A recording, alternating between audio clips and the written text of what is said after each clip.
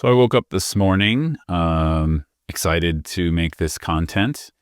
And I quickly realized I was really tired and didn't really get enough sleep. And especially on days when I need to teach, and or talk with one-on-one mentees, or in this case make YouTube or podcast content.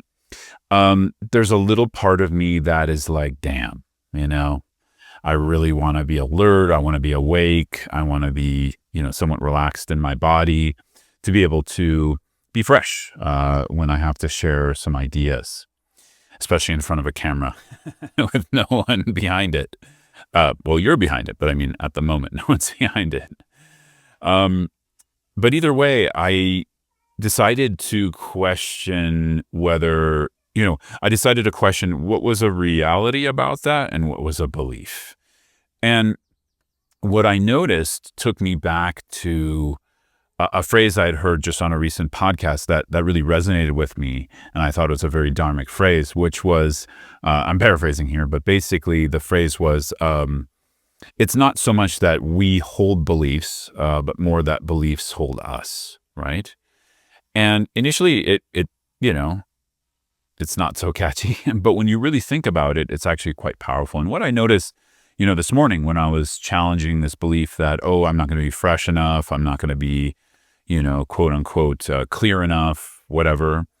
I started to recognize, of course, it wasn't completely true, the belief. And also, it was holding me. It was creating some, lethargy and a little bit of procrastination, where it was like kind of a little bit like, I'm not so looking forward to getting down to business, because there was fear, there was anxiety about not being sharp or clear enough or whatever, having all of my capacity.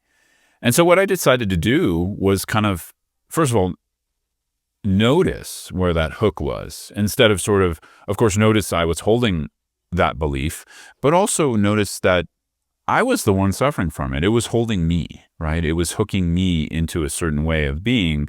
It was affecting my morning. It was affecting my mind. And again, it wasn't such a big deal. It was a small issue, but it's just something I can think of here, and that's very fresh for me.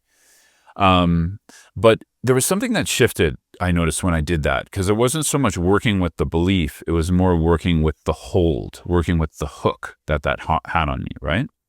And then, of course, if we want to take this into a deeper dharmic and Buddhist perspective, there was an identity around that. And again, identity is one of those things we break out in Buddhism to mean more than it typically means in the Western world, where an identity isn't necessarily something society decides you are. Though, of course, we have those kinds of identities too, or we decide we are. It can also be an unconscious set of beliefs about ourselves. And this can be anything from I'm great to I'm not great, I'm worthy, I'm not worthy, I'm happy, I'm not happy, I'm lovable, I'm not, lovable, bigger things like that, all the way down to I'm tired and not going to be as functional today. Again, there probably is some reality there. Definitely there's some reality there for me right now. But what I notice is when that creates an identity, it solidifies into truth. It solidifies into that's how it is, and that's how it's going to be.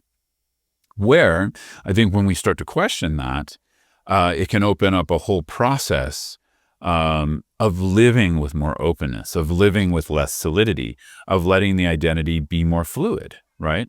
And just, to say something that's not so abstract, I believe this makes me a happier person on a daily basis. I don't know about, closer to enlightenment or anything like that, but it does make me a happier person on a daily basis, and much less likely to succumb to stress throughout the day, right? Because I'm constantly checking in.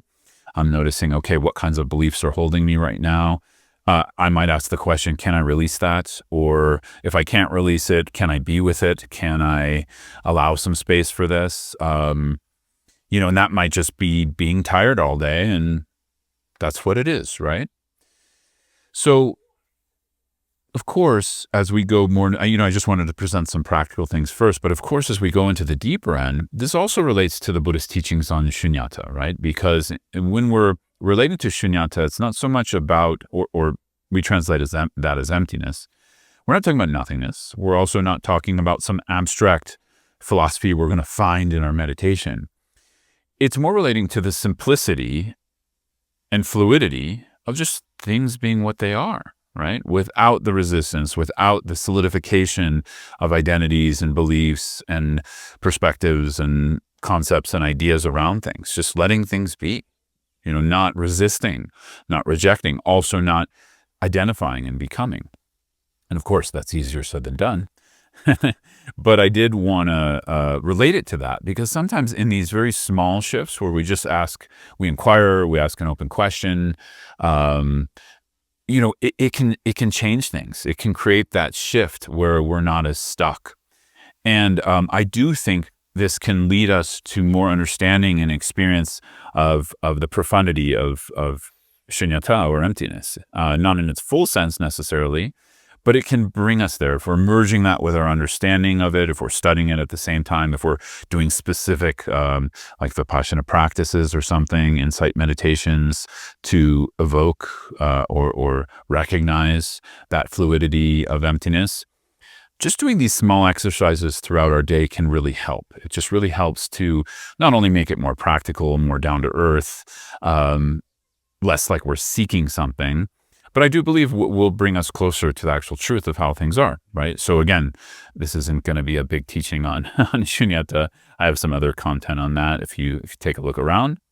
But I do think it's very helpful to reflect on it this way, because we're not trying to find some objective experience called emptiness or shunyata. We're actually just trying to let things fall away, let the extras, what we're putting on top of reality, fall away.